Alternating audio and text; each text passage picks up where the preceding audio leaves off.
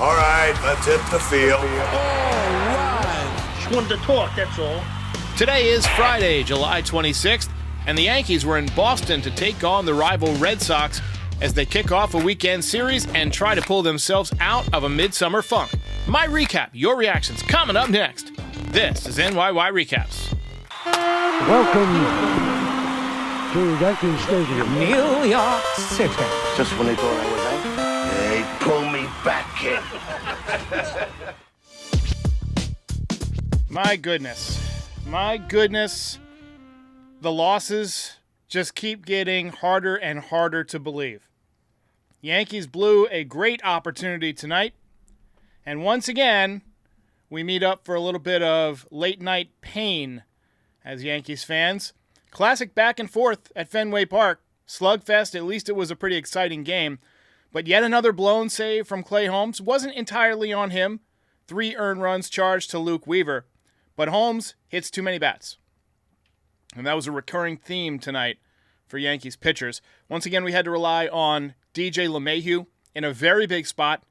And he struck out in a huge situation with the tying runs on base. Not a very competitive at-bat at all. There were some positives tonight, obviously. Anthony Volpe, despite not getting the big hit in the 9th inning, genuinely seems to be heating up again. His power swing is coming back. He hit his second home run of the second half, as we're starting to see the fire boon in the chat there. He had a multi-hit game. He was 2 for 5 with a couple of runs and an RBI. Verdugo had a productive night. He had a multi-hit game. Sac fly. He looked good.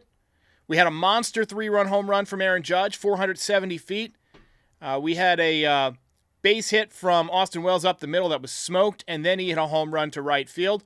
We had some solid defense from Rice and Grisham, but ultimately the story is going to be the bullpen giving it up again as they continue to blow very winnable games. And tonight, the Orioles lost, so this was a chance to gain in the American League East. And as we look at the American League East, the Orioles maintain a 1.5 game lead. So we could have, pulled into a half game of first place. And the Red Sox, they've had our number all year. And it just seems like the Yankees are constantly getting beat by their rivals these days. The Mets, the Red Sox, the Astros. I mean, we beat the Astros this year. That's, but the Orioles just own us. It's tough. This morning, I mentioned that it would be great to pull off a trade today and kind of jumpstart this team headed into the weekend. Literally every team in the American League East made a trade today except for the Yankees. Once again, Brian Cashman sleeping at the wheel. Now, there might be a move tomorrow. I'm going to see the Deadpool movie at 1 o'clock, so I can pretty much guarantee that if they make a move, it's going to happen the moment I sit down. But in the event that happens and I'm not live right away, just know that I'll be live when I get home afternoon sometime. Let's talk about Nestor Cortez because he had a tough night as well. When I was a kid and I was pitching like Little League or whatever, and I was getting roughed up, giving up a bunch of hits, my dad, he was very supportive. He would shout out, "You're hitting too many bats." And I get the same feeling every time Nestor pitches these days. He's just hitting a ton of bats. 9 hits allowed tonight. Every inning there's contact, and there's a lot more hard contact than there used to be. Doubles, homers, line drives. Even the outs are hit hard. The ERA has risen over 4. It is up to 4.13 on the season, and the whip is up to 1.21. And tonight, he allowed 9 hits, including 4 doubles. He walked 2, he struck out 5. 81 pitches, 47 strikes, only 8 swings and misses. Not a very encouraging performance by Nestor Cortez. His name has been in trade rumors lately. I don't know if anybody would want him, given the way he's been pitching lately. He's been getting hit like a piñata. He looks very gassed to me. But it's definitely possible that this was his final start as a Yankee. So we'll see. Over 1,000 in the chat. Might as well talk about Jason Dominguez for a second. We found out before the game that Jason was activated in AAA. And what's interesting is that he seems to heal very quickly. It must be the environment on Earth. I don't know, but he came back ahead of schedule from Tommy John surgery.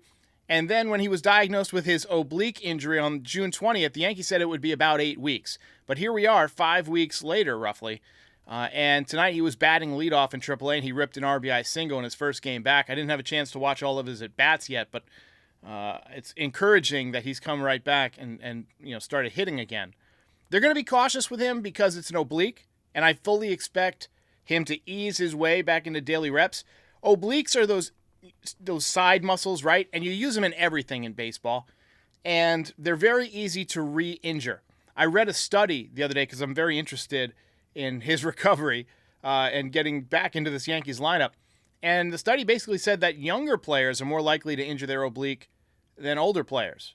They're also more likely to re-injure their oblique. So, hopefully they're a little bit cautious, but if he can be back in the next couple of weeks and provide you a good switch-hitting, young, energetic option that will amp up the crowd a little bit, maybe pick up some big hits, hit some line drives, you got to put him in the lineup. You got to take that opportunity. He was penciled into the leadoff spot tonight. I think that could be a preview of where the Yankees plan to put him when he comes back. He was red hot before he got injured, OPS over 1,000, hitting over 350, 6 home runs. So he has conquered the minor leagues. And I think as soon as he's healthy and playing 9 innings, multiple games in a row, and hitting productively, I think you got to see him. I think it's time. Verdugo, I know he had a couple of hits tonight, but he simply has not played at a high enough level to block Jason Dominguez. And they won't sit him before free agency. They want him to play. I say you just deal him. I say you deal Verdugo. See what you can get for him at the deadline. Somebody's got to be injured. So, they're getting Stanton back Monday. We'll talk about that in a second, but it wouldn't shock me if they moved Verdugo on Monday or Tuesday and then have Judge play left field for the rest of the season. Grisham plays center field until Dominguez is ready. Then he slides right in. It's perfect. Just don't trade him. But as I mentioned, Stanton is coming back. I was hoping that we would have Stanton for this game because he always destroys the baseball in Fenway Park. Sounds like we're getting him back for Philadelphia. Philadelphia is a very good team. It is not going to be an easy series. And if the Yankees don't step it up, they're going to find themselves outside of the playoff picture looking in. So it's good to get this guy back in the lineup for a very important series. But, as we've mentioned a lot of times, he sometimes is a slow starter when he comes back off the injured list. But he's still going to make the lineup better because, he provides that possibility of a 120-mile-an-hour line drive right back at you if you're a pitcher, right? And you bet your ass the pitchers know that. So they're going to be stressful. They're going to be pitching to him carefully. But, one of the things to watch is if he's chasing the slider.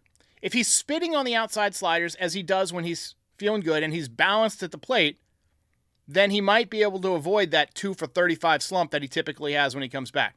But if he's swinging at that pitch, missing it by 8 pitches, then, I think we're in for a long couple of weeks. Hey, quick shout out to tonight's sponsor, NordVPN. Before we get to the recap, NordVPN.com/NYY Recaps. Get a 30-day money-back guarantee.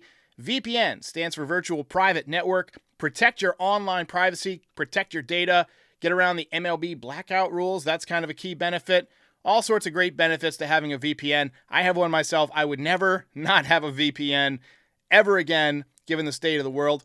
So, again, NordVPN.com/NYY Recaps and get started today, and let's recap. All right, let's go. Let's get it going.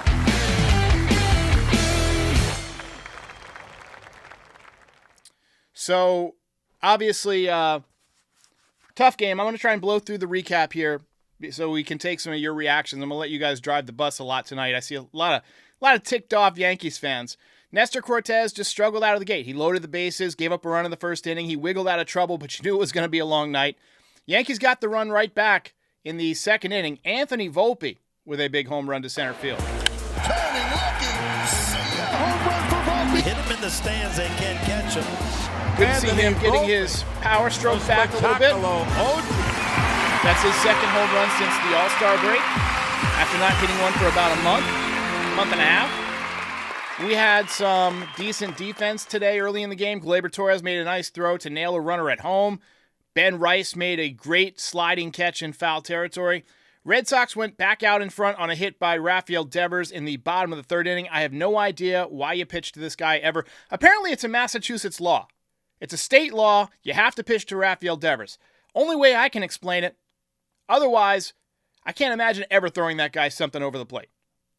Red Sox got another run on a double by ex-Yankee Rob Refsnyder to make it 3-1. I remember when Rob Refsnyder was a super prospect with the Yankees. Actually made his debut in Fenway, I believe. Another hit for Volpe in the fourth infield single. Then he used his speed to score from first on a double by the center fielder Trent Grisham. Nice piece of hitting by Trent. Verdugo tied it up with a sac fly to left field. Just missed the Derek prediction, double off the monster. So that was a miss. We had no doubles from Alex Verdugo, though he did go 2 for 4. He's hitting .231. Nice diving catch by Grisham to save a run in the bottom half, but the Red Sox went right back out in front. Nestor was done after 4 2/3 innings, 9 hits allowed, 4 runs allowed, 2 walks, 5 strikeouts. Just a terrible day. He continues to have a lot of stressful outings, a ton of base runners. He's hitting too many bats. The cutter's not cutting. The fastball has no zip. I don't know how you keep him in the rotation. He's just sinking fast, and this is the beginning of it's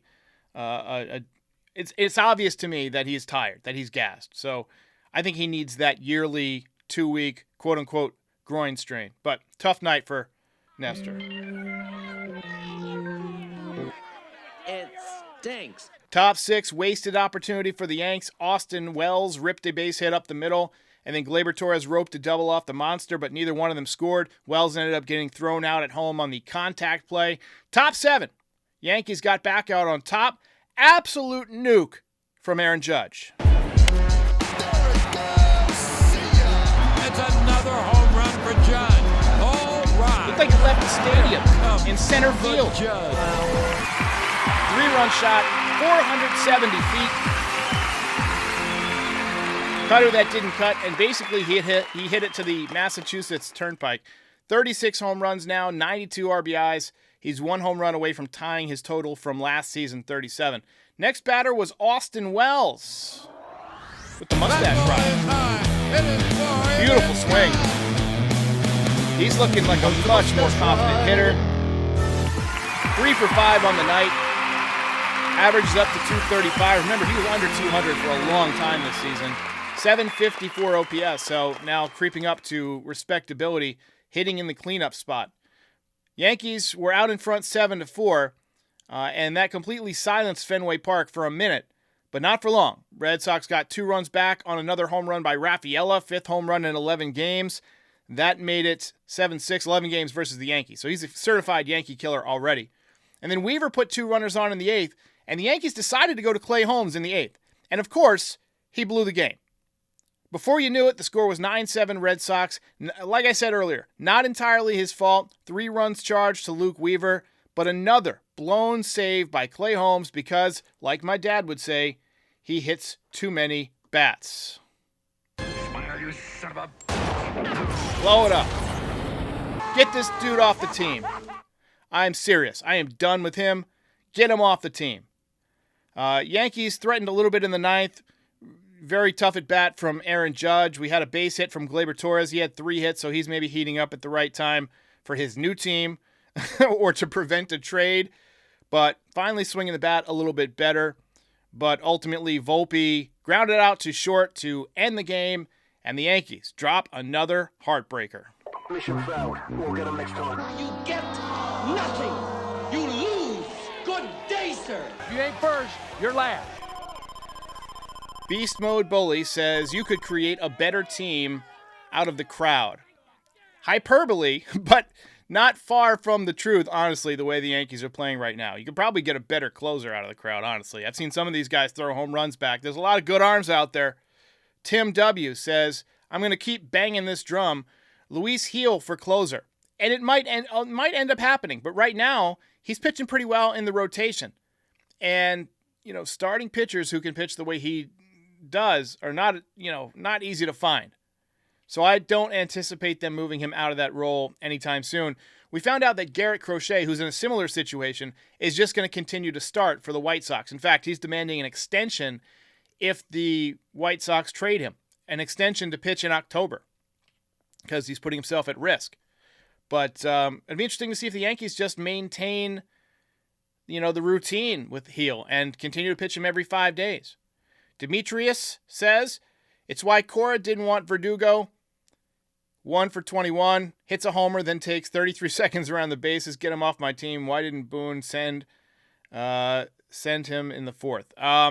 Look, Verdugo obviously got off to a great start with the Yankees, but has slumped badly over the last couple of months. I appreciate his effort in the outfield. He's a good outfielder. He really is. Forget that one that he fell down on to end the first half. Most of the time, he's going to catch that. He's a good outfielder, but he is not a good hitter. He tries to pull the ball way too much. Got a little bit of opposite field pop. Honestly, I'm surprised he didn't stay in Fenway because, if he learns to hit fly balls the other way, he's got enough pop to hit 1 million doubles in Fenway. In fact, he did hit a lot of doubles when he was with the Red Sox. Got a couple more super chats rolling in. Booty Meat says, what do you expect from DJ? I don't expect much from DJ at this point. In fact, I expect bad results. I expect ground balls and strikeouts because he's conditioned us to expect that. Pavlov's dog, I think it's called, where, they would ring a bell and then they would give the dog a treat and they basically condition the dog to drool whenever he hears the bell. Whenever DJ comes up to plate, my body sends out its distress hormones and I sink into a panic because I know bad things are coming. Dr. Randy Cokeway says, I think we need 10 runs not to blow a save and a W. Look, I was talking to Rosenthal the other day in our meeting, and I said, man, the Yankees are playing bad. And he said, you know what, man, they stink. He was just breaking it down from a very simple perspective. He said, they stink. And, it took me a second. I'm like, you know what, right now they do. Because they're playing basically one game ahead of the White Sox for the last month and a half. Right now, they stink. Comedian Mo Brown says Ben Rice needs to go. Rice 0 for 4 with a couple of strikeouts. He's hitting 188. He got off to that great start. He had that 3-home-run game. But the league has adjusted, throwing him more breaking balls, and he has struggled to adapt. The same thing happened with Austin Wells. The same thing happened with Anthony Volpe. Most players struggle a little bit when you first call him up. It is not unusual. The problem is having to count on him because the rest of the lineup is so weak. We shouldn't have to count on Ben Rice to be the number 6 hitter. I feel like I'm going to sneeze. I'm going to try not to. We'll see. But Ben Rice, 0 for 4, now continues to struggle. Let's take a look at the box score because both teams had 14 hits tonight. So it was a slugfest. It was a Fenway slugfest. 2 for 4 from Verdugo. Soto took the collar 0 for 4, but he did have a walk. Judge, 1 for 4 with the 3-run home run. Wells, 3 for 5. Torres, 3 for 5. Rice, 0 for 4. LeMahieu, 0 for 1 in a crucial spot. Volpe, 2 for 5 with a couple of runs scored. Grisham, 1 for 3 with an RBI and a walk. Cabrera, 2 for 4, now hitting 247. Cabrera very quietly sneaking back up there in the batting average. He gets a lot of multi-hit games. He's either 0 for 4 or he'll get 2 hits. Some guys are like a vitamin, 1 a day. But really the pitching was the problem today.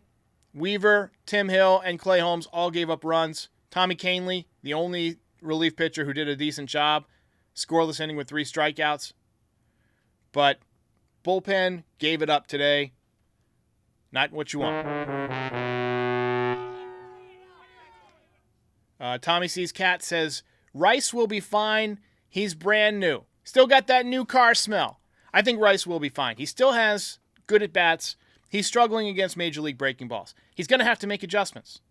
You either learn to lay off of them or you learn to hit them. Denny's Crespo says this team is done. Sell at the deadline. I don't think they're going to sell at the deadline. Don't smoke crack. Jerry Cabra says the Yankees never disappoint, but he says it facetiously, given the emojis. It's been a very trying, very disappointing couple of months. And I don't blame you if, like me, you are struggling to maintain the will to live. We still got over 2 months left, and we're still 5 days from the trade deadline, 4 days from the trade deadline, something like that. But hang in there. You never know. Cashman might surprise us. We've seen him surprise us before. A couple years ago, it was Frankie Montas. It was Andrew Benintendi. It was Scott Efros. We're hearing rumors about Jamison Tyone coming back. I would take Tyone over Nestor Cortez right now, wouldn't you? We've heard some rumors about Chad Green. We've heard some rumors about David Robertson, but I don't think the Rangers are going to sell. I think the Rangers are close enough to the AL West lead that they're going to hang in there. They know from last year that anything can happen down the stretch.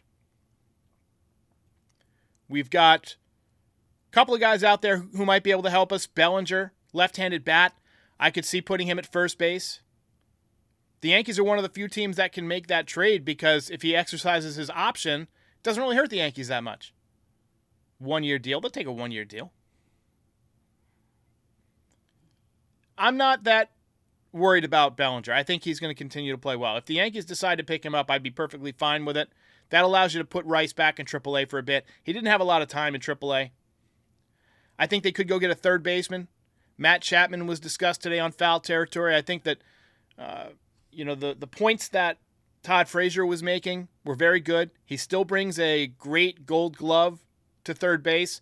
He's got more power than LeMahieu. He's got 14 home runs this year. I don't know what he did tonight, but LeMahieu is nearing the end. Michael Kay said tonight that you got the feeling like his job could be on the line with that at bat, and he struck out, and it was a weak at bat. DJ LeMahieu, I'm going to pull up his numbers because it's ridiculous. Right now, he's hitting 178. It's not loading for me right now, but he's hitting 178 on the season. Here we go. 1 home run, 12 RBIs in 135 at bats. That's just simply not acceptable. It's the ride might be over for DJ. I hate to say it, but it's looking that way. Oswaldo been playing much better than DJ. I think he's going to take DJ's job. I really will. It'd be interesting to see if the Yankees pick up a third baseman. But I think, DJ at best is a utility defensive replacement right now. Doug Rao says, and Michael Kay is always 3 months late to catch on to what we can all see. And then Brian Cashman and his crew are about a week after that. They're a little bit further beyond. So, tough night for the Yankees. Let's get to your final thoughts. That ball is high. It is far. It is gone.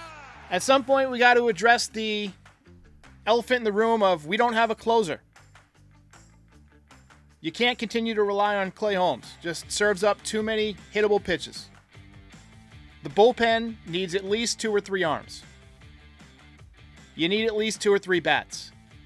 And I know the Yankees don't want to empty out the farm, but it's looking like they're going to have to at least part with some big names because they need a lot of players.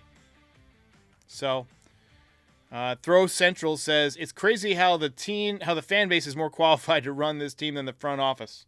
I don't know about that. I couldn't run it. I mean, there's a lot that goes into it, into a multi-million-dollar or billion-dollar corporation. But certainly not satisfied with the results. And I think if you gave me $300 million to run the team, I think I could probably put together a better roster. I'm not going to lie about that. But Demetrius says, we need Tim Anderson. What? He must be the stupidest son of a bitch alive! To play baseball? I don't think so. If we want him to, spar with some guys, and be basically a knockout dummy, we can take that. But Jonathan India is being considered, possible infielder.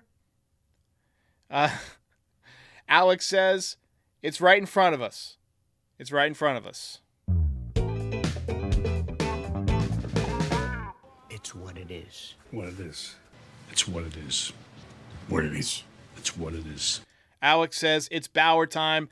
Look, Bauer was willing to take a minor league or a league minimum deal and he still hasn't been signed. I think that's clear to me. It's clear enough now. We're 3.5 months into the season that he's not coming back. Bauer is done as a Major League Baseball player. His career is probably over. But all right, ladies and gentlemen, thanks for watching. We got over 1,200 still in the chat. Be sure to like and subscribe. And we are obviously on a mission to get to 50,000. So subscribe. We're here after every game. We do voicemails in the morning. Call in 718-899-1068. I feel like we're really hitting our rhythm with the voicemail show recently. We're getting, between 5,000 and 10,000 views every single day with it, and you guys seem to enjoy it. I'm enjoying doing it. We used to just show highlights and roll them the whole time, but we can't do that anymore. So I'm trying to find some different formats, and I think we landed on something recently that's working really well. So call in, be a part of the show. Obviously, follow on all your favorite podcast platforms, and check out the shop, NYYRecaps.shop. We got hats, we got shirts, we got hoodies, we got all that stuff, but no Clay Holmes memorabilia. Absolutely. Hey. All right, ladies and gents, I will see you when I see you. Yankees play again tomorrow at 7:15, and I'll be back. Ball game